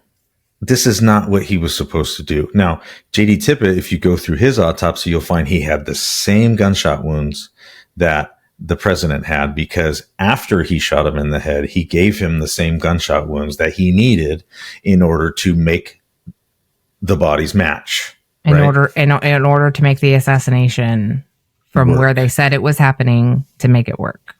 So The body of JD Tippit being available makes it very easy for them to then get to the place where they can take over the body to a place where, what's his name? John Melvin Liggett can get a hold of it. And once he gets a hold of it, then he can do his magic, which is what he does. But he does so on the,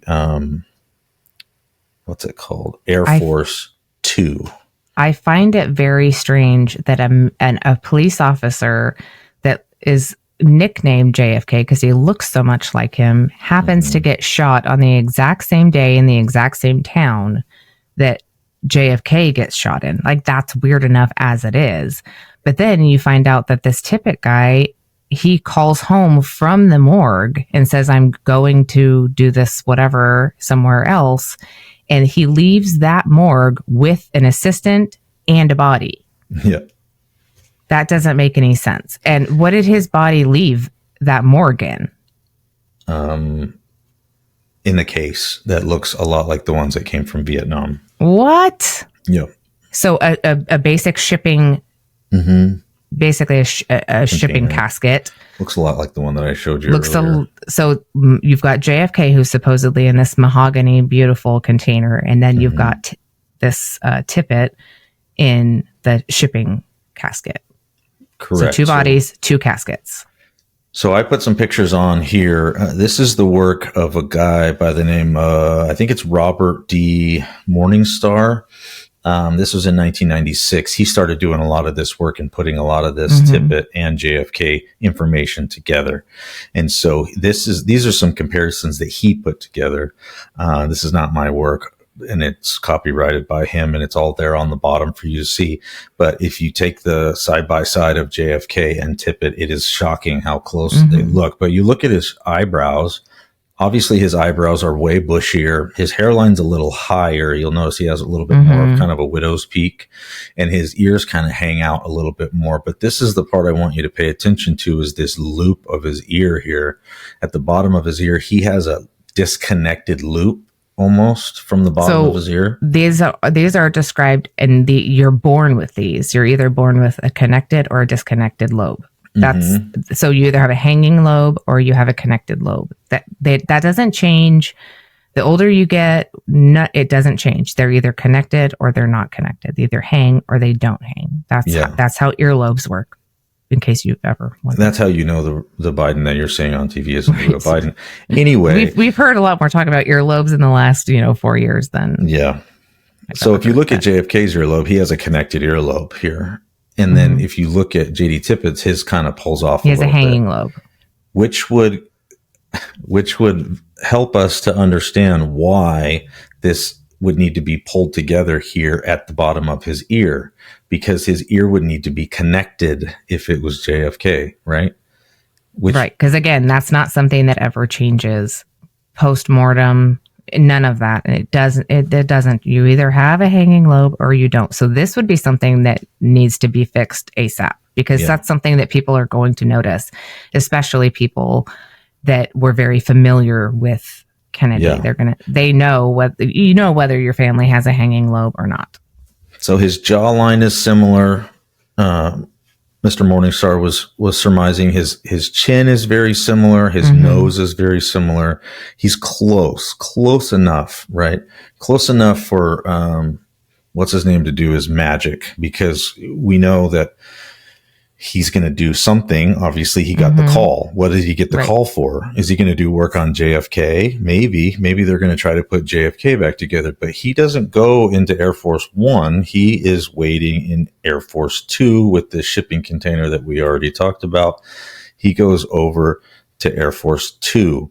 So this is that brown mahogany casket coming off of Air Force One. We know that was on Air Force One. But if you remember from these famous pictures in Dallas, there was 2 planes there, because for those of you that don't know, in our government, Air Force One is a designation of any plane that the President of the United States is riding on.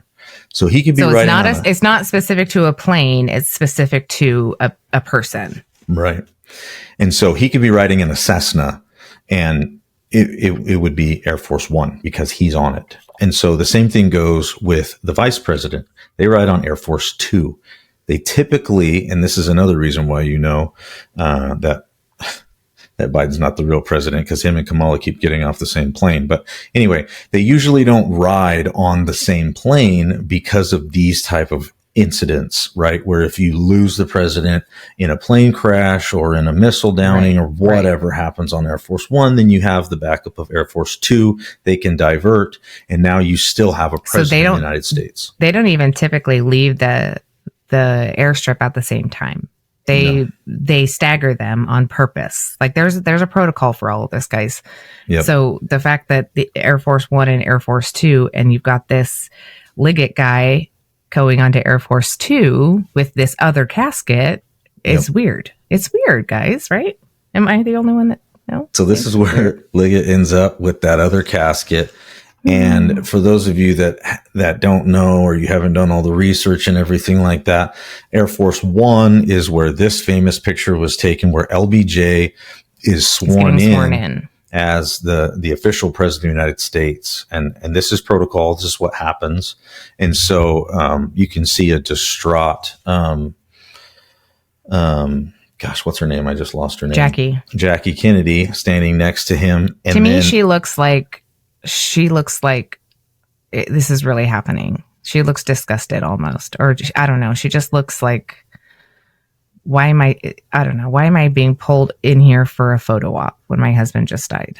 Yeah. She seems a little like maybe annoyed with the situation, but also still trying to remain very stoic. And I go back and forth on whether I think she was part of it and knew what was going on or not. We don't really know. There is no evidence either way. So she's from a very famous bloodline. Yes, she's from a bloodline family also. So it's possible that she was more involved than people think. But again, we just don't have the evidence unfortunately, we don't to be able to say definitively. So here we go with LBJ raising his hand. And then we also have this picture that was caught where he looks over at this gentleman and winks. You can see that his face is winking. That's a weird thing to do after you're sworn in as president, after the other president just died, was murdered, right? Your boss was just murdered. You're just sworn in and you look over to this dude who I think he's a senator or something like that. I've forgotten my research what his name is, but they wink. They exchange a wink, which is very interesting. Mm-hmm. So moving forward, this one gets a little sticky for people because there is a conspiracy theory on the internet right now that says that JFK survived this whole ordeal, which after we've been through everything that we've been through so far, it seems completely illogical, right? That he would have survived. But knowing what we know, okay, you've got a guy that is changing things on Air Force Two. Air Force Two leapfrogs Air Force One, actually gets to the airfield, Andrews Air Force Base before Air Force One. Right. And remember back when that petty officer is the one unloading the body, he came in an unmarked ambulance. Mm-hmm. So there was no markings on it, and he came in a shipping casket. That's how he was unloaded at Bethesda Naval Hospital. And he said it was black and unmarked, and we know that this is the ambulance or the vehicle that JFK's... It looks more like a hearse. Yeah, kind of a hearse. The mahogany casket gets loaded into. So this is definitely not a black unmarked ambulance. Right. That is kind of a bluish gray hearse. Probably gray. And it definitely has markings on it. Right. So it's interesting that these two bodies are going in two different directions, and the one that ends up in Bethesda is not this one. So just as a reminder, as we talk about this conspiracy, because there's a lot of people that are beginning to believe that he might have survived. Right. Now, I have to preface with, I'm not sure. I really am not. I don't know.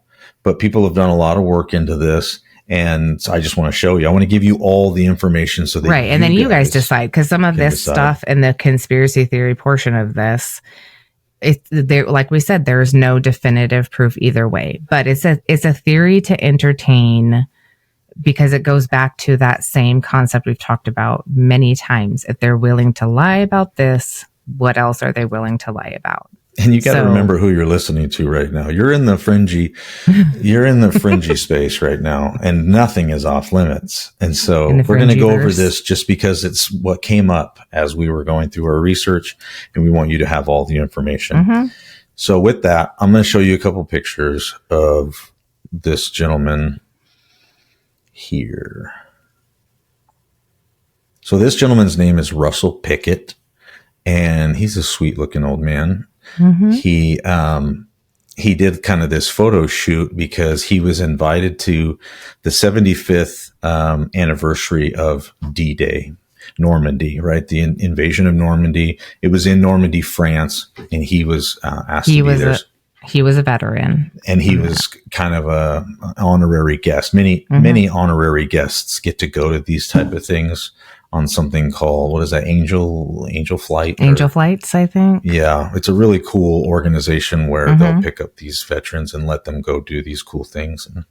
And this is one of the gentlemen that got to go to Normandy, and he was in the news, and they had all these pictures taken of him. But what I want you to look at on this guy, because he is cute, but what I want you to look at but that's not the point.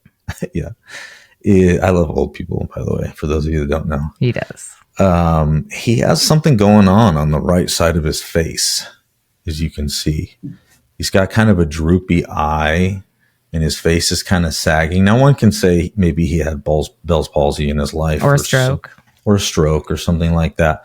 But look at how puffy his eyes are over his eyelids. That's very JFK-like, people say. His eyebrows are very bushy, kind of like JFK's were. His ears are very similar. And I'm not saying that this guy is JFK. I'm just saying that this is the guy that a lot of people are saying might possibly if he had survived, this would JFK. Be the gentleman. The gentleman. Because you look at the side of his face, and it is kind of caved in right here on the side. And he's kind of winking a little bit with this eye just because of the droopiness. And we've got more pictures here for you guys to study. So you guys, I don't know.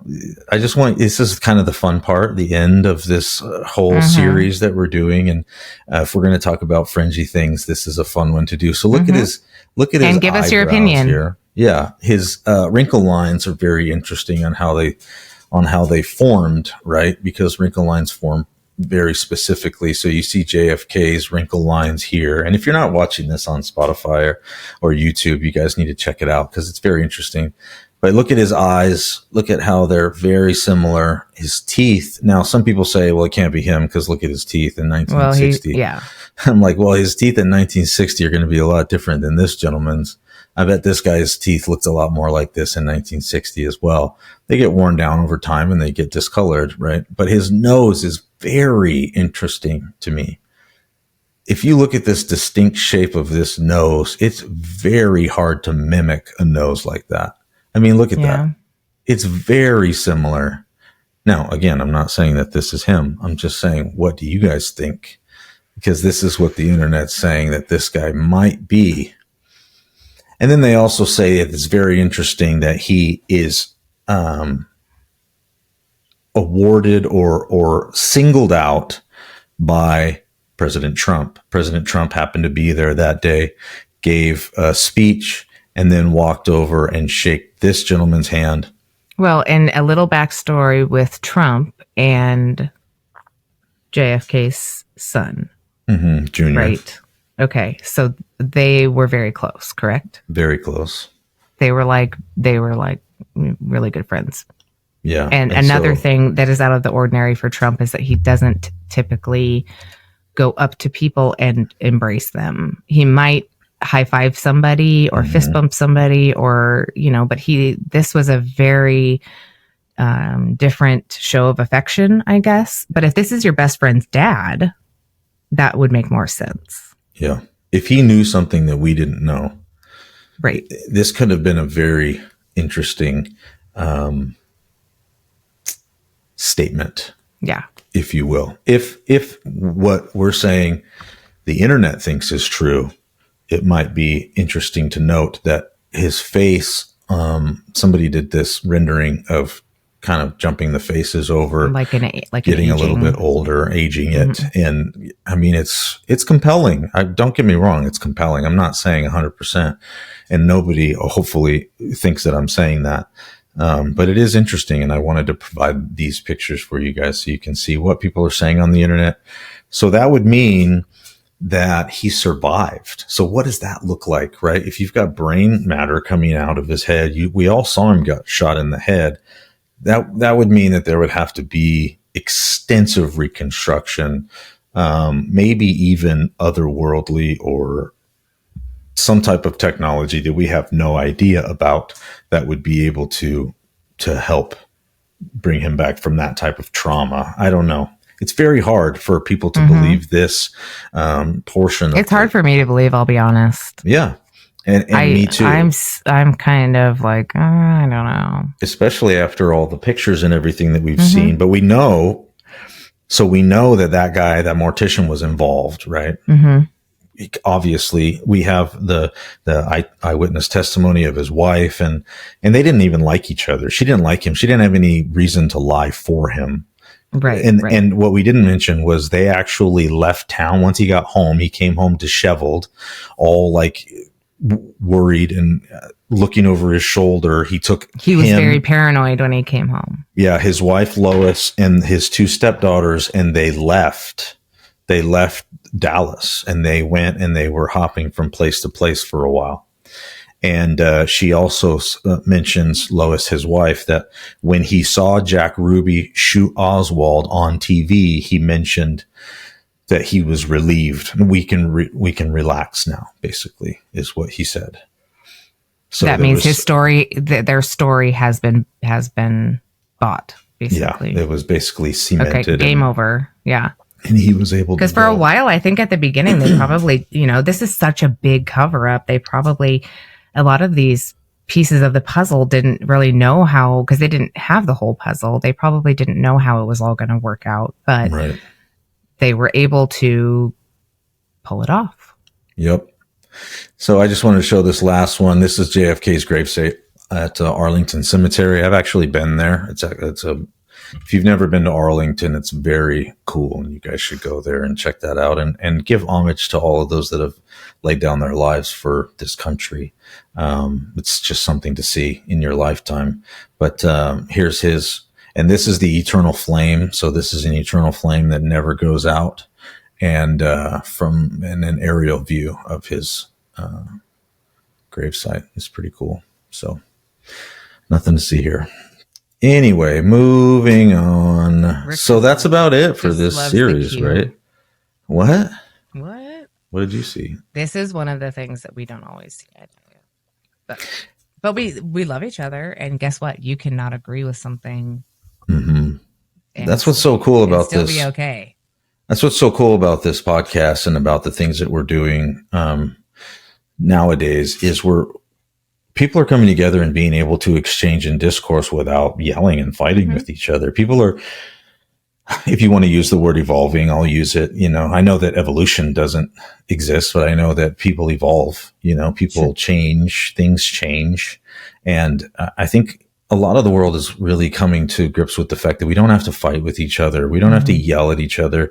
If you don't think that this stuff is true, or you don't like what we're saying on here, that's great. There's a button up at the top corner where you can just hit, and all of it goes away, and you don't even have to listen to any of it anymore. That's the beauty of it. And we have choice, right? We have free will, and all of this research that we've done, I can tell you for a fact, has been laborsome, and it's hard to get all of these pieces and all these parts because it's very hidden, very well suppressed. But I think we've laid out a pretty good timeline of events. There's so much more. Like I said, the biggest thing that we've given you is names to look into. Look into these names. Look in, because these are the actual police reports that happened that day from this guy that goes into his workplace that's covered in crap, for lack of a better term. Right. Like these are things that are documented that you can look into. But if you didn't know their name, you wouldn't have a starting place. And these names have come out of declassified documents from the CIA over the years. Those FOIA requests do work. They just sometimes take a very long time to get the stuff that you're looking for. And a lot of money. And a lot of money. But all this information has been FOIA'd and is available now, but it's so far from the event that, they're like, who cares anymore? Like, we've got bigger things going on than somebody trying to connect the dots to this JFK thing. But let's go back to the general state of the United States at this time, is that they knew that something wasn't quite right with the JFK assassination, but they didn't know what it was. So this is our attempt at putting enough information together to try to get you guys to figure out for yourselves what you think is real and what you think is not. But it's pretty compelling to me that the bodies were either switched or moved, or if for no other reason, for the autopsy photos, they are different. And even the autopsy photographer is saying, I don't know what those pictures are, because those aren't the autopsy photos that I took. Those aren't the same body. Yeah. So it's all very, very compelling, and we want you guys to be able to make your own opinion, your own, educated guess, because that's all we're really doing. Nobody will tell us the truth. So that's all we can do. We take a large body of evidence and we bring it all together, and hopefully we can all come to the conclusion of, something stinks here. Something's not right. But we're going to leave it up to you and use your own God-given discernment. Yes. But one thing that we want you guys to get out of this, and we'll wrap it up, is conspiracy theorists are not dumb.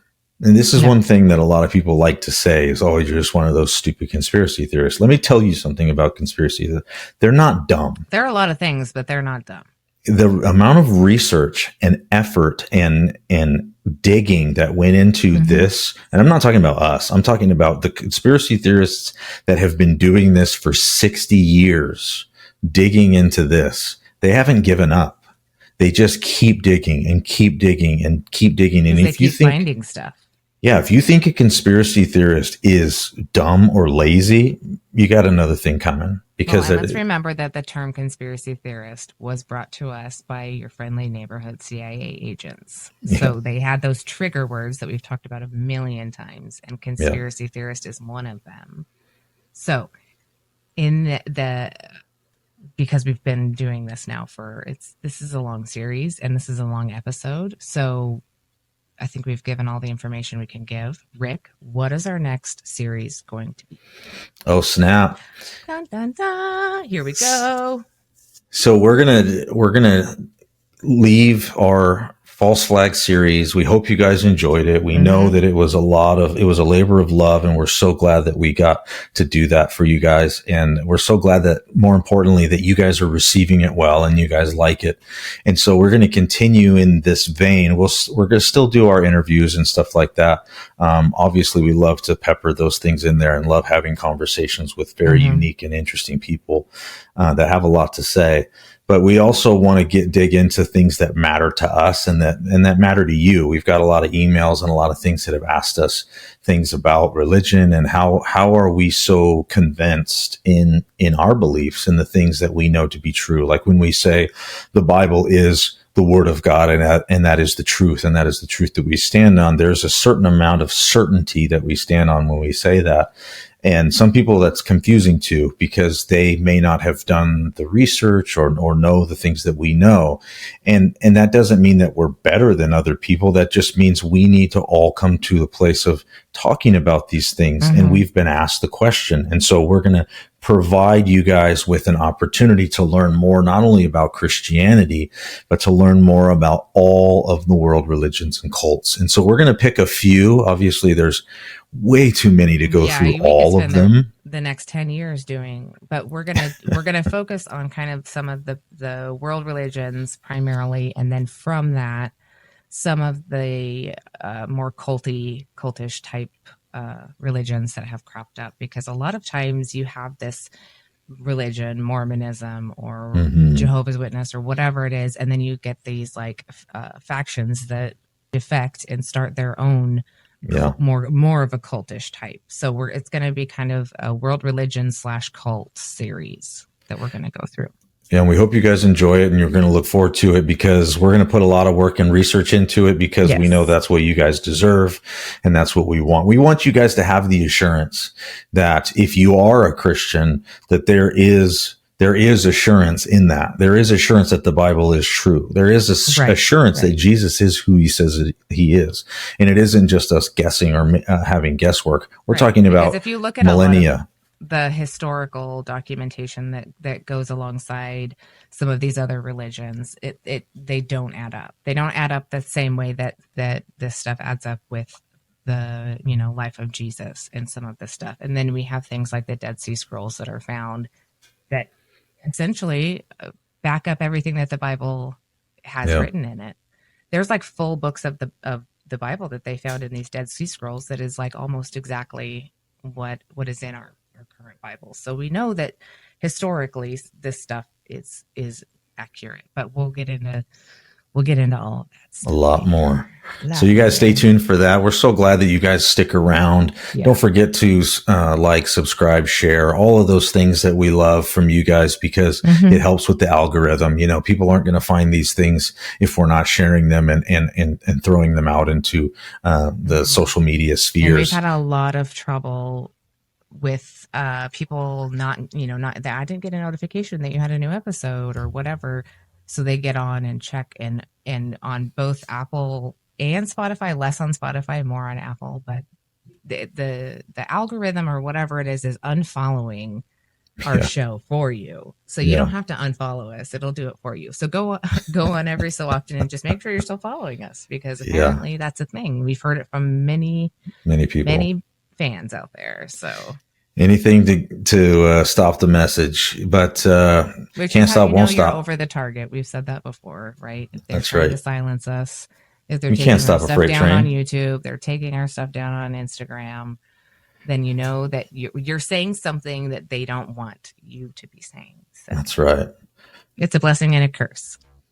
All right, you guys, we love each and every one of you, and we're so thankful for you. We hope that your life is a blessing to others, that you will go out into the world and be the salt and light, the truth, and the life for people. People need goodness and love and to be treated well, and we can do that in our everyday lives. So bring a little bit of hope and sunshine to somebody's life. Love people the way that you would love to be treated, and do as Jesus says, love God and love others. That's really the only commandment that he gives us that is worth really, really digging into and thinking about how can we do that each and every day in our lives.